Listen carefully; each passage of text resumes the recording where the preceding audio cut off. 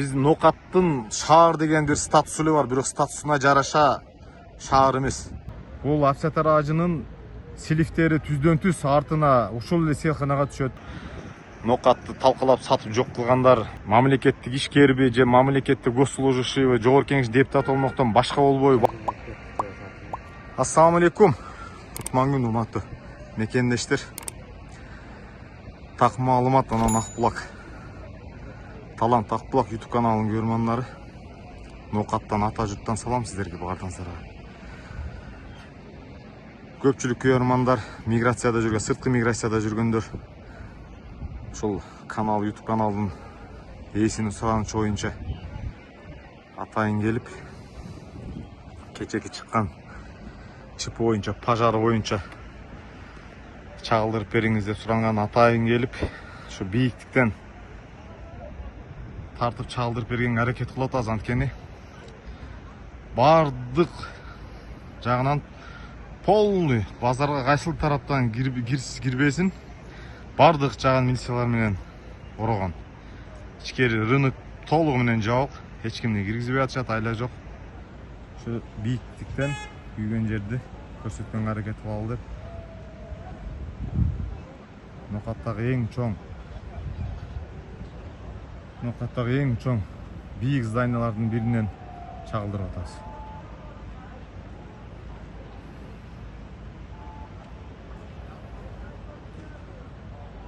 Бул Улуттоо кинотеатрынын артында.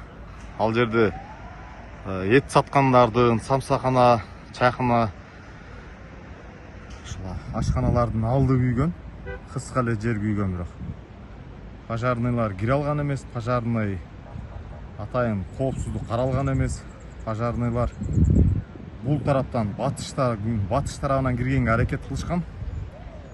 Бирок бул жерде ошол базарлардын жапыстыгы, жолдун тардыгы эске алынмагандыгына байланыштуу ал жактан талкалап киргенге да аракет кылышкан. Бирок кире алышкан эмес. Основной часть полный күйүп бүткөн. Бул базардын ичине коопсуздук, ошондой пожарный случай, пожарныйлар киришине шарт каралган эмес. Базардын кайсыл жеринен өрт чыкпасын толугу менен күйүп бүтөт. Кирип өчүрүп калган эч кандай шарт жок. Бүгүнкү күнү базар жабык экен толугу менен. Расследование кетип атат дейт. Эмне себептен өрт чыккан, кантип чыккан, ущерб, зыян канча келген, ушунун баардыгын толугу менен тастамайча базар ачылбайт деп милиция кызматкерлери ушуну түшүндүрүп беришти. Базардын бул башы, базар жазуусу мына ушул жер, Калелин көчөдөгү. Ушул жактан киргенге аракет кылган, кирише алган эмес. Бери ал жактан эмес, кинотеатрдын алдынан кире алган эмес деп айтып атышат. Кайсыл жактан аракет кылбай кире алышкан эмес дейт. Ошондуктан ананда ол толугу менен күйүп бүткөн. Эч нерсе калбай. Эми бул жерде канча ушерб бар билбейбиз. Ушул изилдөөсү толугу менен бүткөндө анан району акимчиликтен буйруса кабарын берет болуш керек. Мына ушул эле жер күйгөн, толук каны күйүп бүткөн, башка жакка өткөн эмес.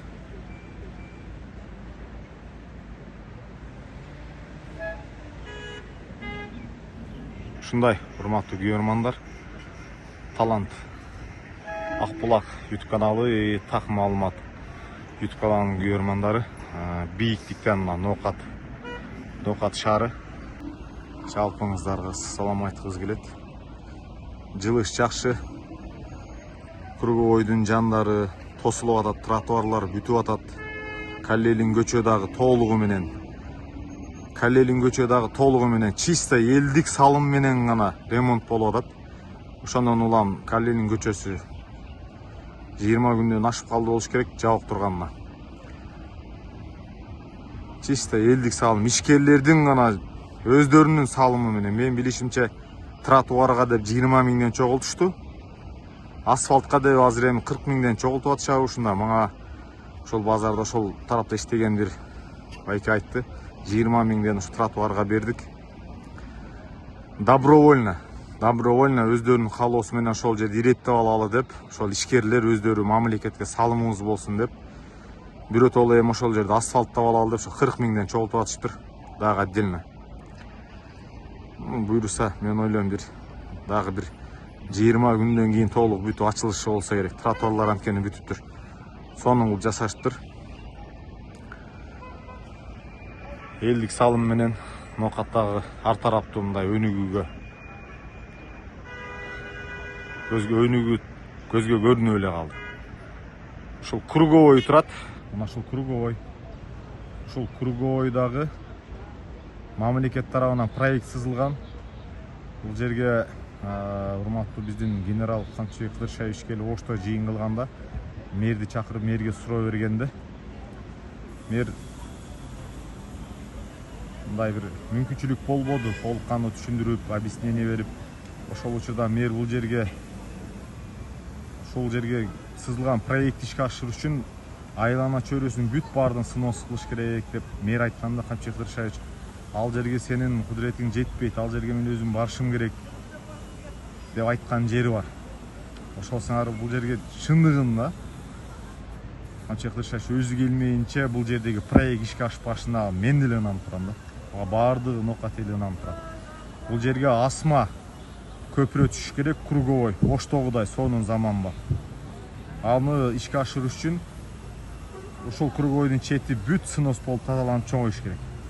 Келечекте бул да ишке ашат деп ойлойм иншалла. Айтор ушундай базар, бул базарды негизинен бул базарды жылдырыш керек. Базарды жылдырып алып кетиш керек. Бардак. Базардын ичи чындыгында бардак. Мындай бир не то что пожарный машиналар кирет, даже пешком басканга дагы мындай нормальный шарт түзүлгөн эмес. Кичинекей жер бош калса ошол жерди место кылып берип айын акча алганын бардыгы өзүнүн кызыкчылыгы менен гана. Ичи бардак. Бул жерди полный базарды жылдырып, бул жерге многоэтажный үйлөр түшсө, канализация бүтсө, анан бул жер кабрыстан, билмегенмен аябай чоң объект. Бул жерге дагы бул кабрыстандын ордундагы ошол медресе, центральный мечитти салып ушул жерге айлана чөйрөсүн толук кандуу чоңойтуп, могерек тушта турган центральный мечитти ушул жакка жылдырып алып келип, анан бул мечиттин жанында турган биздин Жогорку Кеңештин депутаты эжекенин аты эстен Минюфар беле, эжекенин аты Жогорку Кеңештин депутаты мурдакы экс Нокат шаарынын экс мэринин кызы Нулифар эжеке болуш керек. Нулифар Жогорку Кеңештин депутаты, ошол эжекебизге таандык деп менин билишимче ошолорго таандык.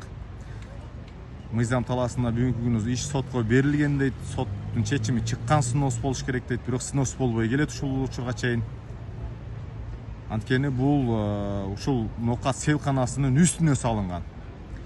Буга чейин снос болуп тазаланып, базардын ичиндеги сейлкананын мына бул жерде мынандай болуп сейлкана тазаланып, үстү ачылып, бейбичаралардын, карапайым элдин таныш билиши жок, жөнөкөй ушул жерде эптеп тирчилик жан баккандардын баардыгын тазалашкан. Снос кылып до конца ачып барышкандагы именно мына Жогорку Кеңештин депутатынын ушул стеклянный сода борбор зданиясын сүрдүргөнгө күчү жеткен эмес. Бул жерде дагы адилетсиздик, акыйкатсыздык бар. Мыйзам бирдей иштебегендиги ушул жанды кейтет. Анын жанында Апсатар ажы бар. Апсатар ажы дагы бул сейлкананын корутундусу канча метр билбейм, айтор алда келишет. Бул Апсатар ажынын силифтери түздөн түз артына ушул эле сейлканага түшөт. Аны биз видео аркылуу чагылдырганбыз. Сейистин начальник эртеси күнү келип туруп, кайта мен блогер эмесмин, блогер балабыз Илгиз Нарматов деп туруп, жалган маалымат таркаткан дегендей кылып туруп, аларды актаганга аракет кылган.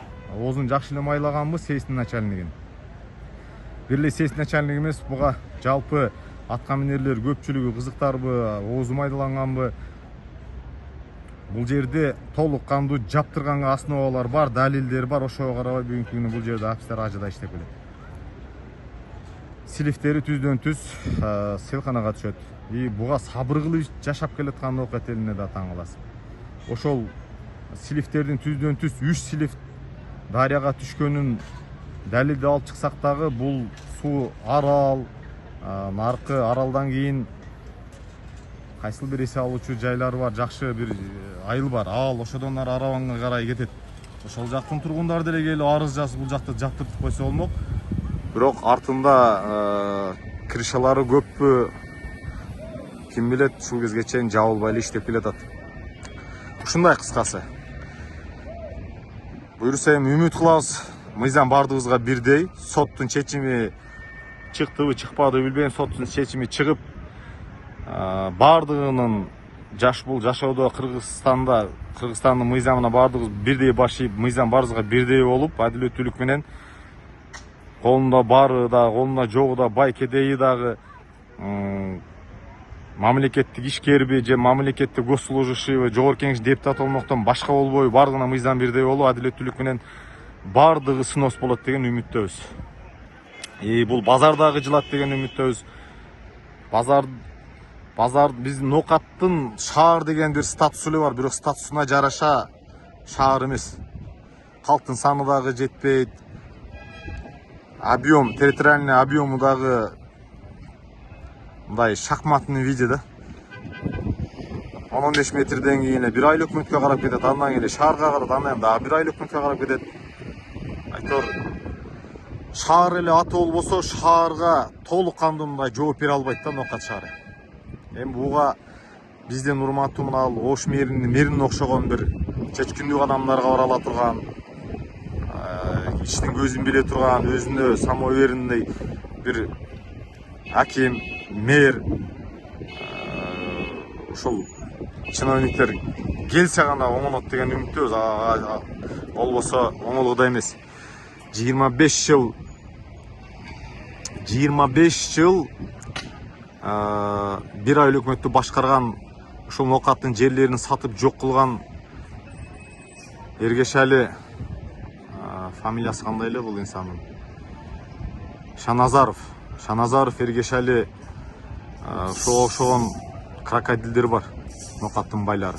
Бүгүнкү күнү ушул акимдин эле подчиненныйларынын бири. Биз акимдин эле территориясында иштеп жүрөт.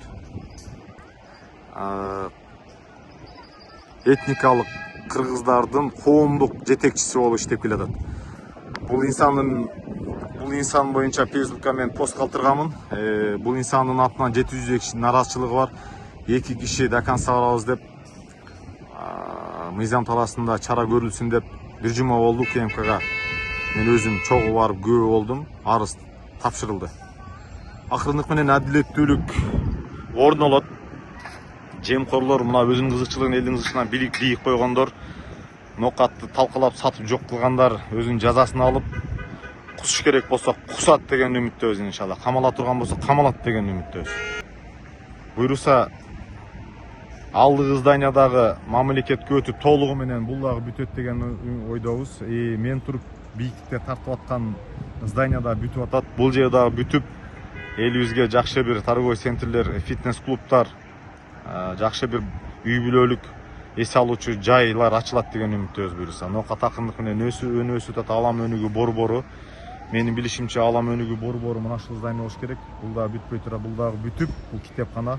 Ноокат элинин жаштары ошол жерге келип китеп окуйт, эс алат. Фитнес клубу менен, кофейный местасы менен кофе ичкенче буюрса ушул жерде китеп окуйт деген үмүттөбүз. Келечек жаштардын колунда, илимдүү, билимдүү жаштардын колунда.